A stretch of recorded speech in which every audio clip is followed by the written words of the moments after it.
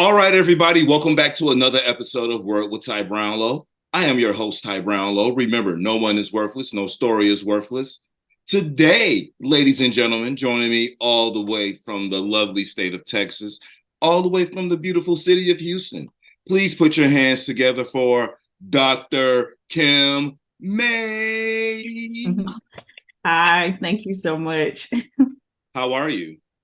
I'm good. I'm good. It's a little cool in Houston, but we welcome it. Well, look here, I would take the weather in Houston anytime over the weather in Chicago. Trust me, trust that. Me Okay. too. Yeah. Me too. All right. So, the holidays are upon us. This is the quote unquote winter time. Well, I guess technically it's still fall, but winter is among Yeah. us. Mhm. We are getting prepared for Christmas, Thanksgiving, New Year's, what have you. And around this time of year, we have something called seasonal affective disorder, which pretty Mhm. much affects about 10 million or maybe 5% of the US population. But I know sometimes, and Mhm. I'm just gonna keep it real, Dr. Kim, in the Black and Brown community, around this time, there's always, people who are saying, well, I don't like this time of year. This time of year reminds me of X, Y, and Z, and they are no longer here. Mhm. So I just Mhm. want to talk a little bit about mood disorder, depression, and really what seasonal affective disorder is. So, first and Yeah. foremost, let's get our, you know, first question. So, my first question Yeah. to you would be, what are the primary risk factors associated with SAD, and how do they contribute, to its onset? Right. So when it comes to seasonal depression, right, there's no like formula.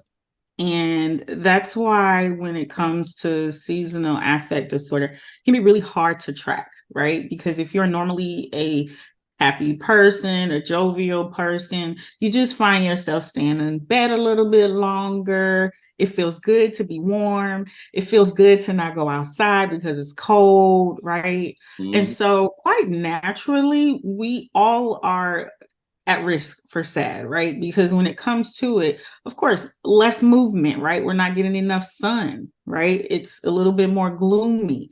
So, we're eating foods that are higher in fat, and so there are a lot of your face told on you. There are a lot of reasons to contribute to that, right? And then, yes, usually around the holiday season, we are missing family members who are no longer with us, either by choice or, because they have passed away. Sometimes family traditions are no longer the same. There are a lot of things that contribute to seasonal affect disorder. And what happens, some folks feel like it can't happen to me. I'm not a depressive person. I'm okay. It's just the winter time. Right, right. But it really goes deeper than that, right? Loss of interest of meeting with family or being around family.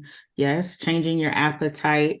A lot less energy, right? Maybe you're sleeping a little bit more. And so, that can be maxed by the winter, staying in and kind of bundling up. But we all know ourselves. And so it takes a little bit of being honest in terms of, really assessing whether or not someone is in that space. So, so I am so glad that you said that, like being honest with yourself, because, yes, a lot of times, yeah, I do want to kick back in the bed a little bit longer because, yes, it is warm and it's cold. It's a little harder to move around, or I take my time a little bit in moving around because, hey, pretty much as I said, the sun is out for a much shorter period of time. It's Yeah. cool. Mm-hmm. the amount of like activities you may have to do outside is maybe little to none, especially Yeah. if you live in a small town or what have you, where there's pretty Mm-hmm. much no activity. So I can only Right. imagine, you know, Right. people out there as well. So okay, all right, Yes. all right, all right. I can dig that. Okay.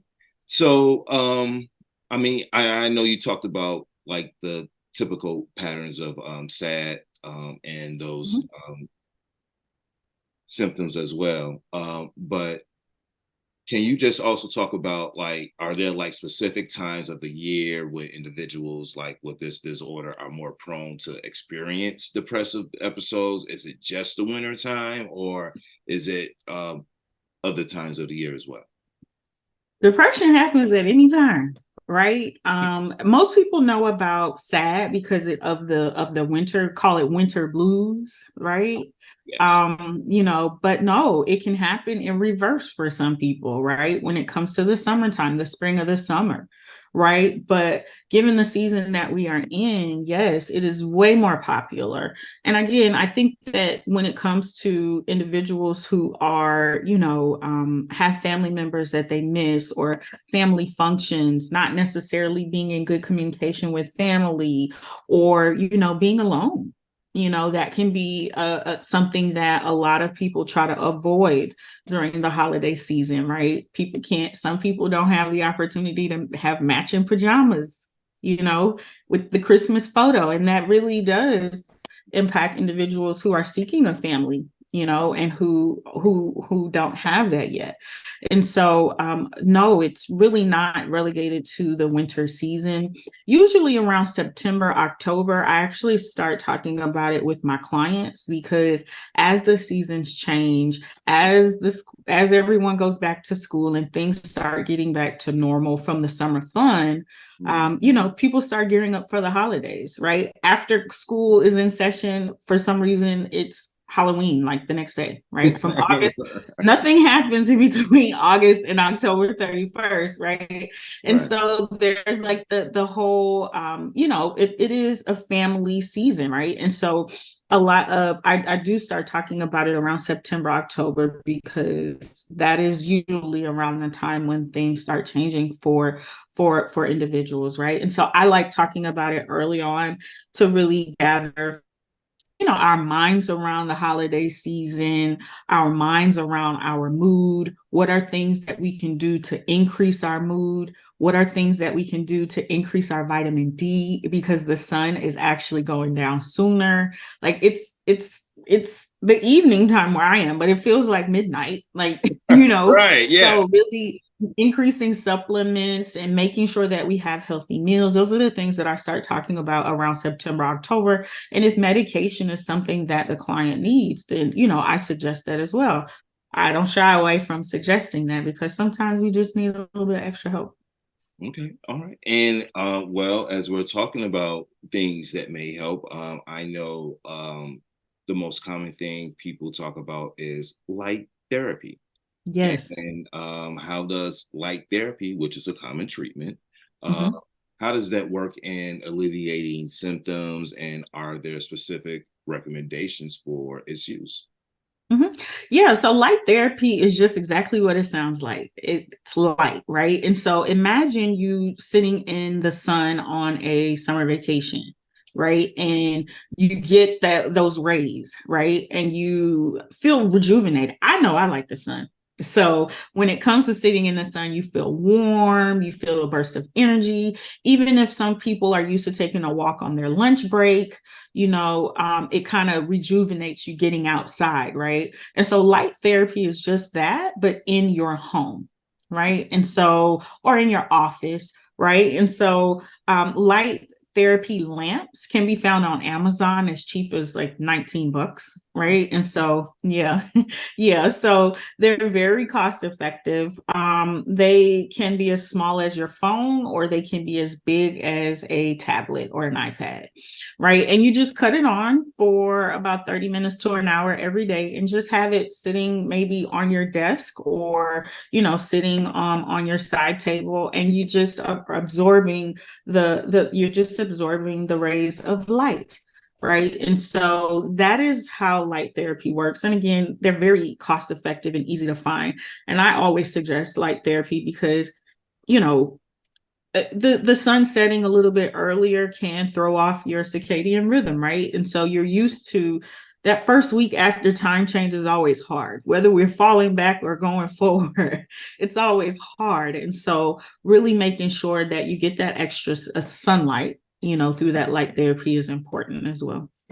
Okay, so I just want to ease up a little bit because I just can't let you pass up these, as I call them, $1,000,000 words. But what type of rhythm was that you just spoke of there, please? Yes, circadian rhythm. And so that is essentially the time clock, like your body, right? And so your body automatically wakes up and goes to sleep at a certain time. So have you ever just like, let's say you set your alarm clock for 8 o'clock every morning, but you always wake up around 7:30, 7:50, right? Your body has gotten accustomed to that time. And so that's why it's so difficult for us for the first few days or week or so after time change, because we've grown accustomed to the adjusting to the time. And so, you know, it's the same thing with jet lag, right? And so when you travel, right, I just came back from Bali last month, and when I tell you it was really hard for me this time to adjust to the 12-hour difference when I came back home, you know, it really does. Your body is used to a certain amount of rest and on a certain time frame. And so the circadian rhythm is just the natural flow of how we get sleepy around a certain time, how we're used to waking up around a certain time, and that's just how our body, you know, functions. Well, look, I'm just going to say this, Dr. Mays. You know, I personally pride my platform on informative content, and circadian rhythm is right up there with those things. So Yes. for that, you know, like that, yes, snaps. Snaps, yeah. Come on now. Come on, with it now. Come on. Yes, yes, Dr. yes. Mays, now she trying. But you know, that's a big part of SAD. You know, it gets thrown off, you know, between the weather and, you know, the moodiness and the sleepiness, the tiredness, the fatigue. Our circadian rhythm is impacted a lot during this season. Well, and you know, I've always said that we are all scientists, whether we know it or not, you know. And Yeah. as you said, our bodies are always in rhythm. Yeah. And as you said, when that rhythm gets thrown off and everything's connected, you know, Mhm. sun, you know, temp, Yes. that what have you, you know, it gets cooler faster, it's not as Mhm. warm as much, you know, or even if the sun is out, it's like, okay, it's like sunny and windy, you know, like, man, okay, like, why can't I just get a perfect day? But Yeah. no, you're not going to get that. So, like, trying to adjust to that, yes, you are correct. Yes. And Yes. on that time change, yes, that is very crucial for a lot of people because, as you said, Yes. like the time going back or the time speeding up, it really doesn't Yes. matter because, as you said, it's throwing off the rhythm. Circadian. Even my dog. Even my dog. Wait a minute, really? Yes. So, you know, animals are on a routine, especially like pets, right? And so if we wake up at 6 a.m. and he goes out at 6:30, he's sitting at my bed at 5:30 at 5 a.m. because he thinks it's 6 a.m. Right. And so the same thing, right? Yes. So everybody is thrown off. Okay, so yeah, Yes. like look here, you got to know. I come rolling up, boom, that's it. All right. No. Let's go. Yes. Okay, so my next question to you is: are there any lifestyle modifications or behavioral strategies, you know, that we can incorporate into our daily routines to manage like SAD? Yes. The first thing that I always like to say is increasing your vitamin D, right? And so, kind of going back to the sun, right? The sun plays a big role in our life, right? Mhm. And some of us don't like the sun, and some of us do, right?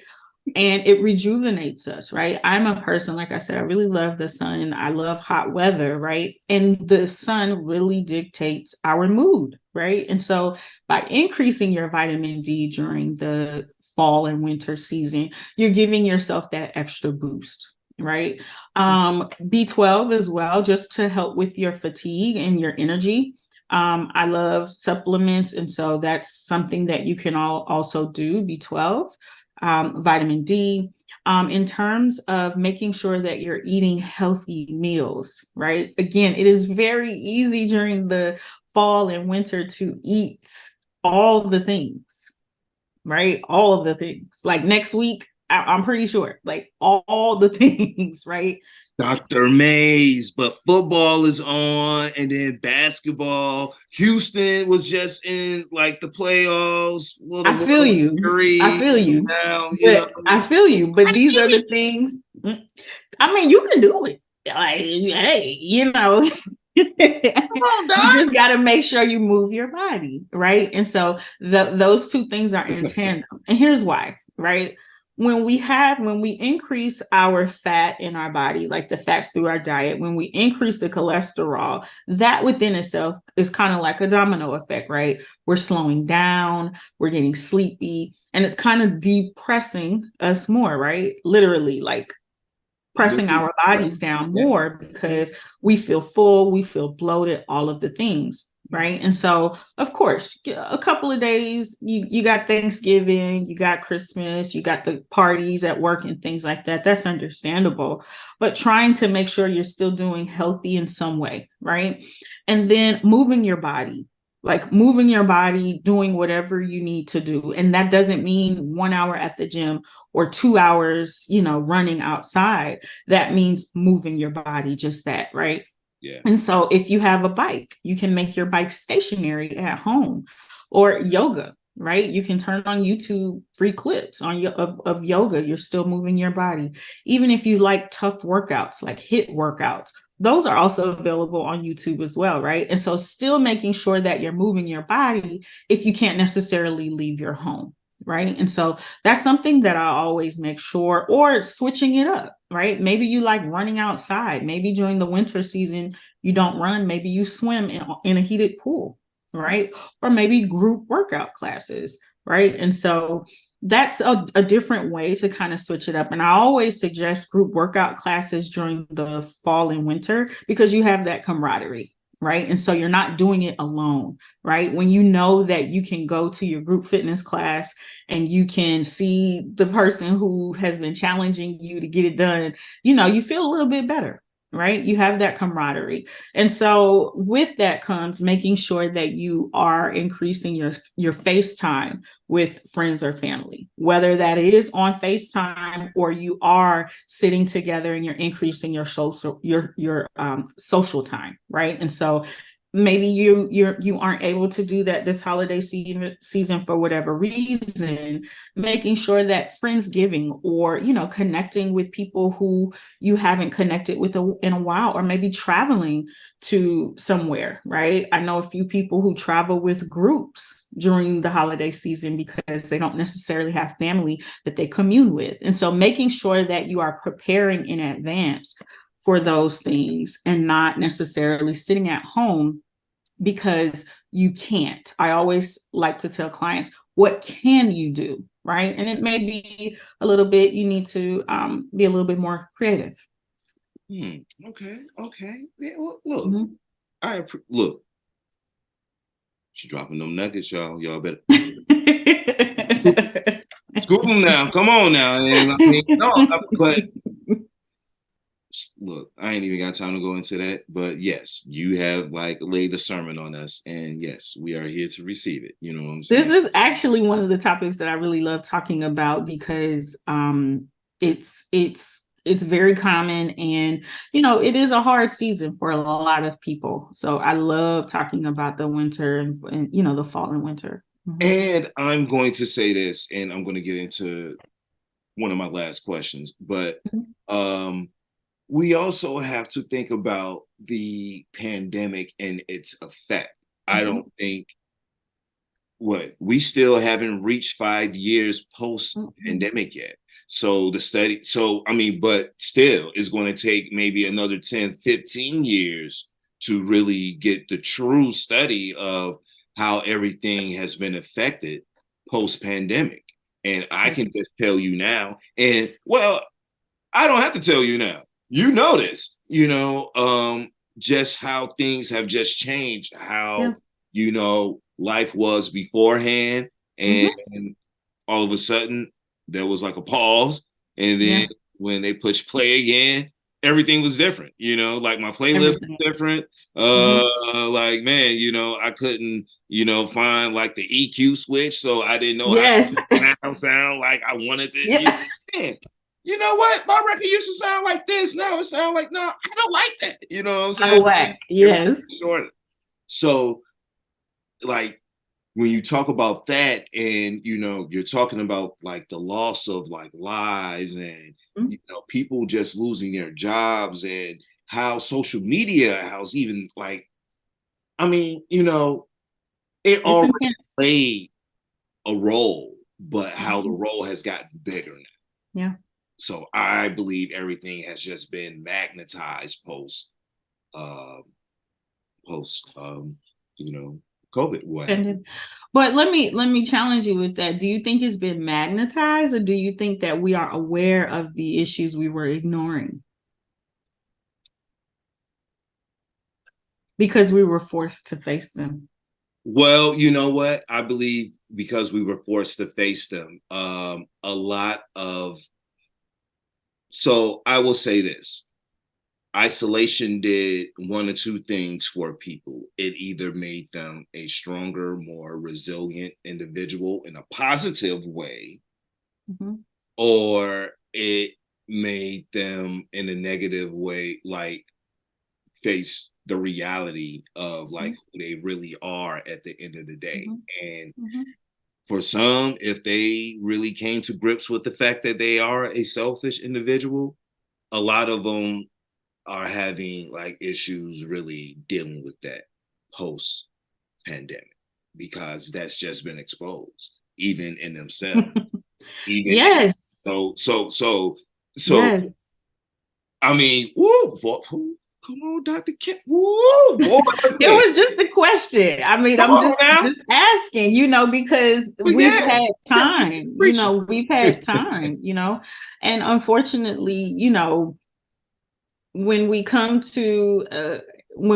to an abrupt halt with life, and we're forced to adjust with no warning, it is very hard. It is extremely hard, right? Nothing is going to ever be the same again, right? It once we close down for those 2 weeks, nothing has ever been the same, No, right? it's not. So I it's agree. been challenging, and us therapists have been busy. We're still busy, right? We were So, extremely busy during COVID at the height of it.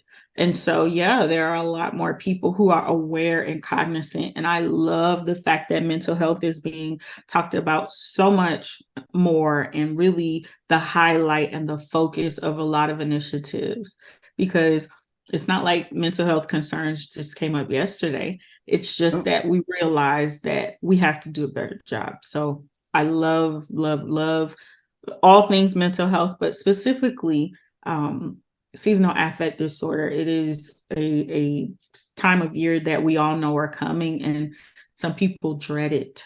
Some people really dread it and have a very difficult time. okay. So I'm so glad you're segueing into my next question here. So my Sure. last question here, Dr. Mays. Um, how does the diagnosis and treatment approach for seasonal affect disorder differ from other types of mood disorders? And what roles do like healthcare professionals play in the management of SAD? Look at you. I love it. I'm I just love it. I love it. I love it because when I talk to my clients, I can speak for my clients, and I'm pretty sure other, of my colleagues or providers can say the same thing.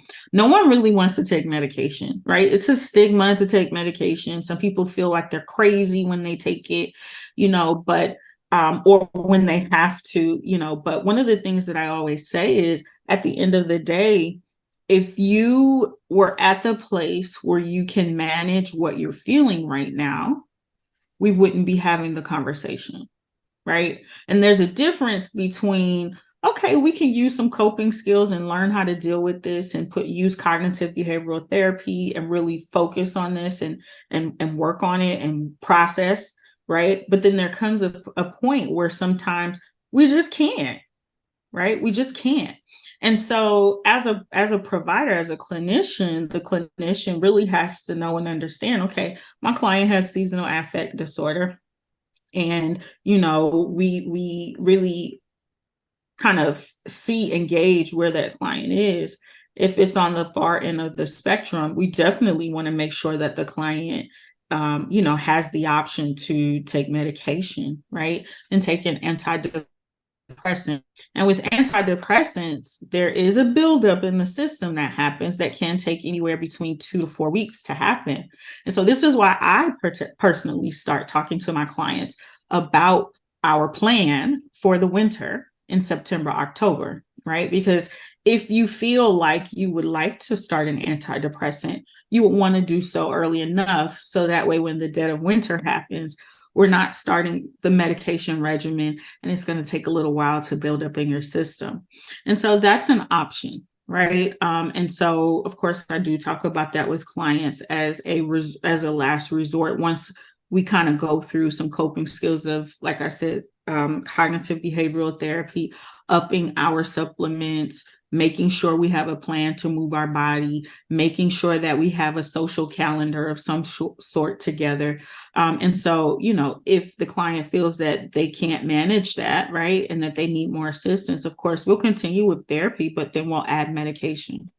And then once the season is almost over, of course, we'll start tapering the client off of medication, right? And so for some clients who, let's say they don't take the medication, right, they're frequent, maybe they will increase their visits with me, right? And so maybe instead of seeing me every other week, they'll see me every week, right? So that way we can have a check-in and we can process what has been happening and do that a little bit more frequently. For those clients who choose the medication route, of course, if they want to increase their sessions, they can do so, but we will taper them off around February, March, right, and start kind of tapering them off of that antidepressant, so that way they're back to their foundational level of where they would normally be during the spring and summer.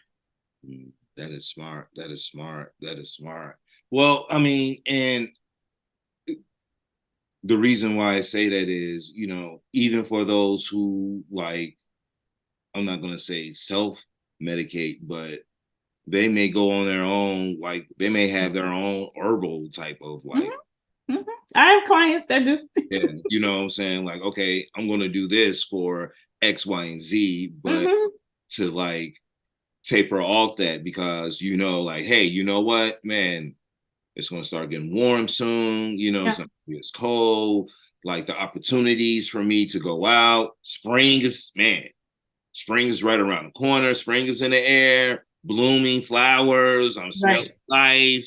The rain, this, that, and the other. I need to be out here. I don't need to be out here on these antidepressants. I don't need to be out here this and the other. I need to be out here feeling me. So yes.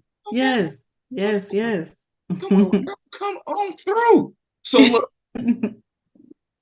Dr. Kim, I'm going to do something called 5 minutes of you. Okay. So in this 5 minutes of you, we talking about you. Okay. So ladies and gentlemen, as I said before, Dr. Kim Mays, she is joining us from Houston, Texas, H-Town. Y'all already know what it is. Yes.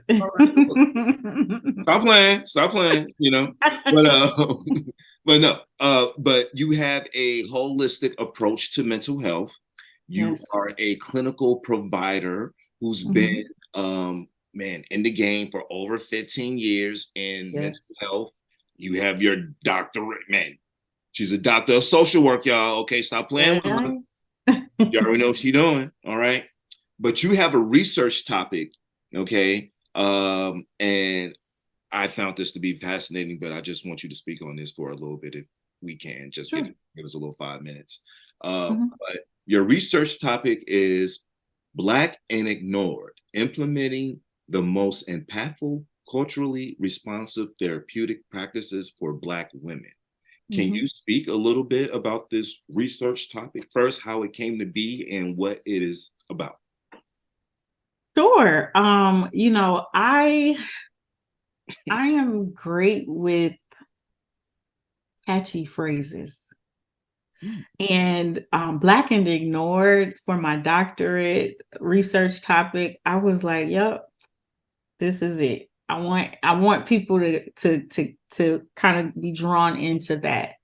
And when you hear those two words together, Mm. it really describes what a lot of us feel, right? In the BIPOC community, Black, Indigenous, people of color community, right? And so when it comes to the topic and what kind of drew me there, which is I've always known that I wanted to be in the mental health field. My father is actually from Houston, Texas. My mother is from the island of Trinidad. Okay. And just as a people, right? Black American and Caribbean American, there's Mm. just some things that we don't talk about, right? We keep a lot under wraps. And we just not doing it, And so I've always known that I wanted to help people and really make people feel safe and comfortable and free to be themselves, right? And so as I started, just maturing and growing into an adult, I started realizing certain things like, y'all ain't listening to me, Mm. right? A lot of what we have to talk about, some of the issues and concerns that we have, they're not, we're not being heard. And so when it comes to, I'm sorry, our friend. Yeah, I know. I mean, but he's so cool though. Sit down. Oh, I love When it. it comes to us really, being heard, the more research that I did, I went through my bachelor's program, I went through my master's program and wrote and did some research. And I just realized like we are ignored oftentimes, and really Black women, right? Black women are, and this is actually a part of the introduction to my research. Black women are considered the bottom of the totem pole, yet we are expected to hold everyone up, Mm. right? And so when it comes to that, right, we are the heroes. We make things move, right? But when we say we're tired, or when we say we're depressed, or when we say we're anxious, or when we say we don't have nothing left, we're told, you got it, girl, you good. I know you could do it, right? And there's a lot of pressure that comes with that. And so one of the things that I took note of is that there are practices that we as a people practice, right? And so that's those culturally responsive practices. We do yoga, we do meditation, we do sound therapy. Those are the bowls that he was sniffing. We do sound therapy. We do, sister circles. We do wellness retreats. We do a lot, right? However, it's not necessarily recognized as evidence-based or as an effective mode of treatment when we know that that's not true, right? And so when it comes to Indigenous practices, I wanted to do research on the effectiveness of it, of how it reduces anxiety, how it reduces depression, right?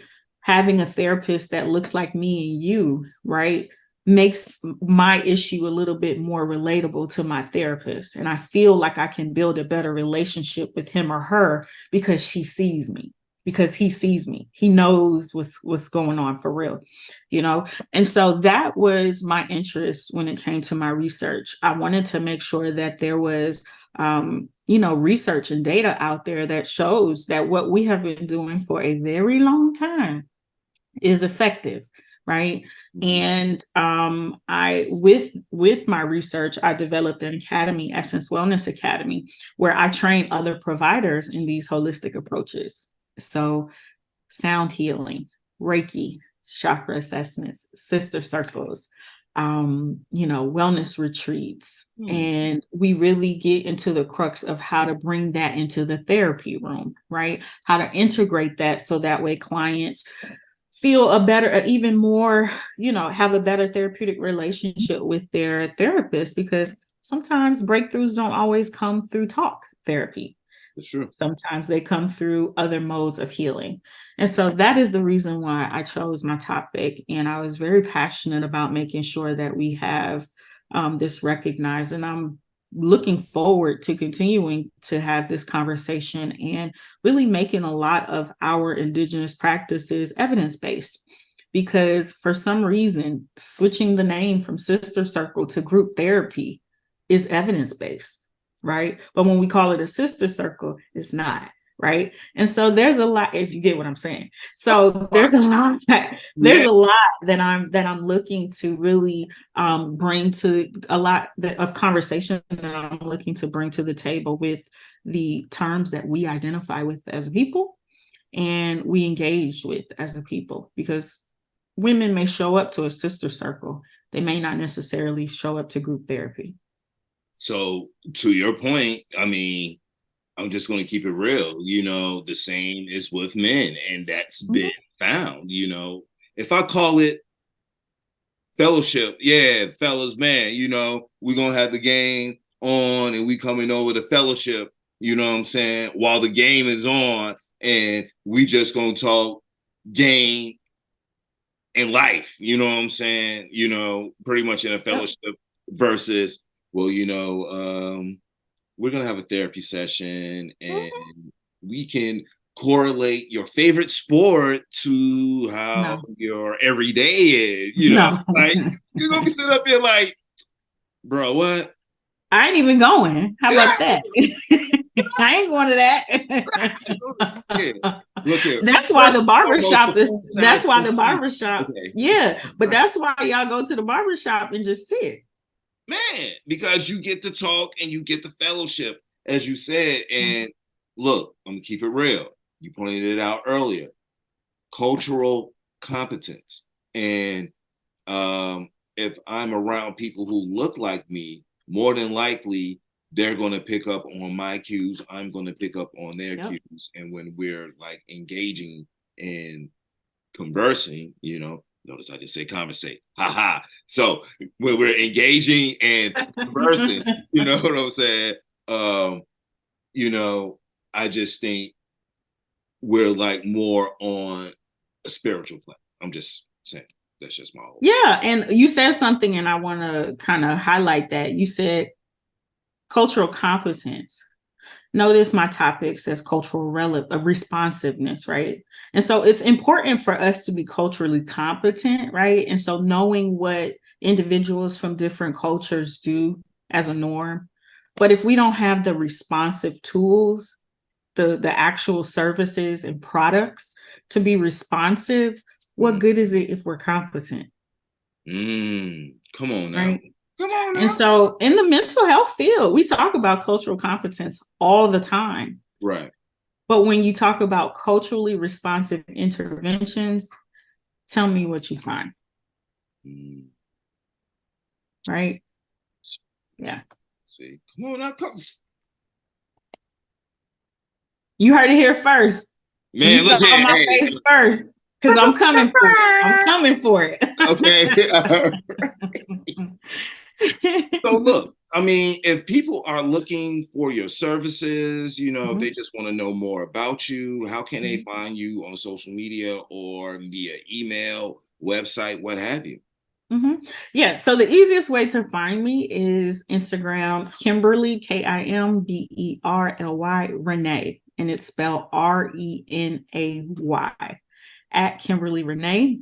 And then my website for my private practice, I have all other means to find me there, but that website has everything, which is EssenceTWC.com. So Essence Therapy Wellness Center.com. So EssenceTWC.com.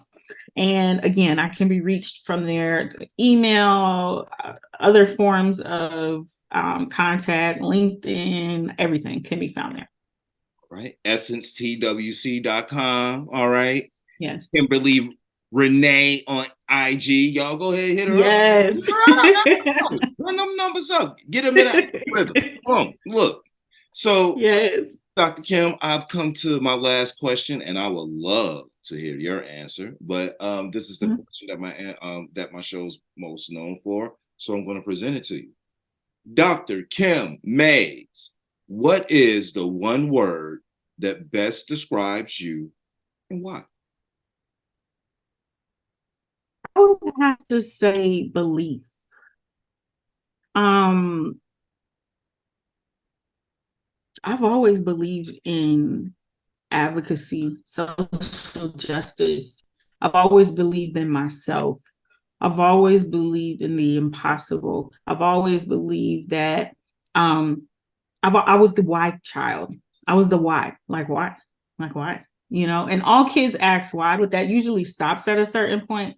I want to know why. What can we do, right, to fix this, right? What can we do to better this?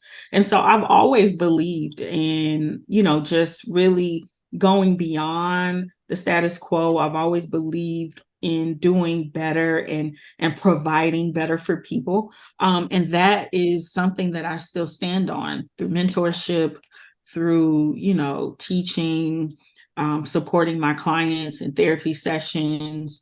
That is the word that I stand on. At the end of the day, if you believe in yourself, if you believe in what you're doing, if you believe in the interventions or the strategy that you have for your life, whether you're working towards a professional goal, a personal goal, a physical goal, whatever the case is, that is the foundation for you to take one step at a time. And my godfather always said this, like when he first met me, he was just like, "You're different." And I remember that conversation. I was 5. And I was just like, okay, like, I saw it as I matured and grew up. But he always said, "You have a strong belief system. You have a strong belief system. And once you get your mind on something, there's no turning back." And that's true.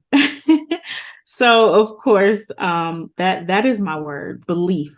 Believe. That is something that I stand on. If I know that I can see it, I'm gonna do it. I love it. I mean, I can go inquisitive, knowledgeable, force, I mean, but I just love everything that you're doing, so Thank I'm you. just gonna call you a hero. All right. So thank you. Dr. Kim Mays is a hero, y'all. Like y'all just heard it here first. I mean, Thank she you want to so tell y'all what much. she's doing. Like she be out here saving the world, but she just here with us for right now. But With boundaries. Okay. Because I ain't trying to save people that don't want to be saved. Just keeping it come real. on now. Come on. Hey, look here. She's a superhero with boundaries, y'all. Come on now. There you go. Come on. That needs to be on the shirt. Superhero with boundaries. There you go. Hey, you onto something. There it is. There it is. Well, no, Yes. I appreciate you, and I appreciate you coming on, man. Thank you. Dropping those nuggets, dropping those jewels. I told y'all, informative content. That's what you will find on this platform here. And Dr. Kim, before we wrap up, let me just say, man, I once again have enjoyed this moment, and please don't be a stranger to here with Work with Brownlow. We will love Thank you. other things that you have going on, or if you just want to come back to school us again on anything else that's going on. I'm always open. Yes, I would love to. Yes. Yes. The doors to look here. The doors to the church are always open. Okay. There you go. On that note, ladies and gentlemen, this has been Word with Ty Brownlow. I have been your host, Ty Brownlow. Remember, no one is worthless. No story is worthless. You can follow me on all social media platforms at Word with Ty Brownlow, or you can go to my website, tybrownlow.com. You will get this wonderful interview plus other great interviews as well. Dr. Kim Mays, we Thank out. you. Peace.